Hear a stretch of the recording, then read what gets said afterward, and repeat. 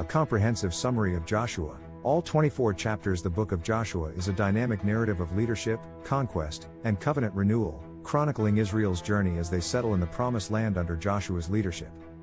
It highlights themes of God's faithfulness, the fulfillment of his promises, and the call for obedience from his people.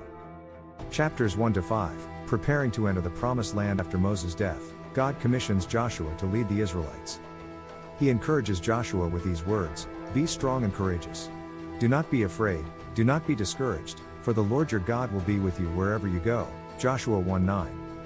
Joshua sends 2 spies to Jericho, where they are hidden by Rahab, a local woman who professes faith in Israel's God.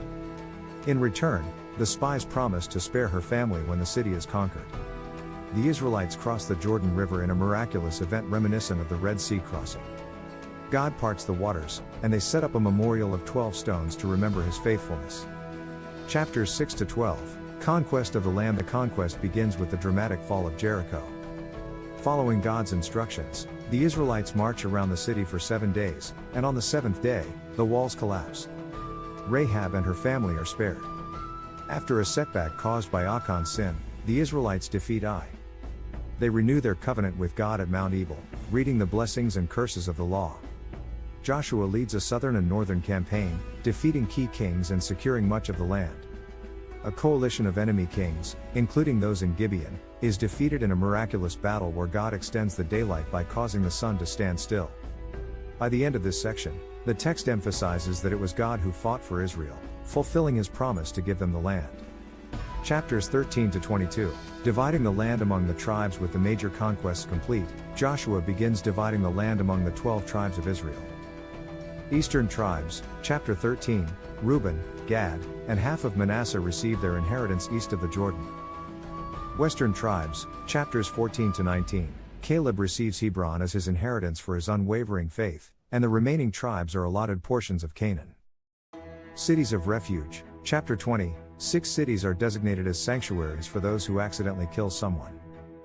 Levitical cities, chapter 21, the Levites, who have no inheritance of land, are given towns and pasture lands. Before returning home, the tribes east of the Jordan River build an altar.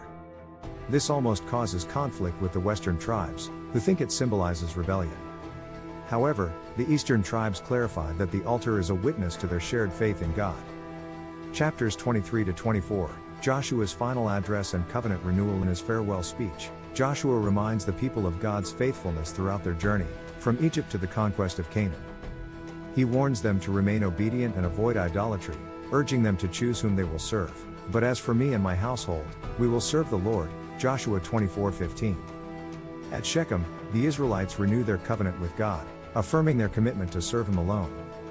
Shortly after, Joshua dies at the age of 110, and the book ends with the burial of Joseph's bones in the Promised Land, fulfilling a promise made centuries earlier.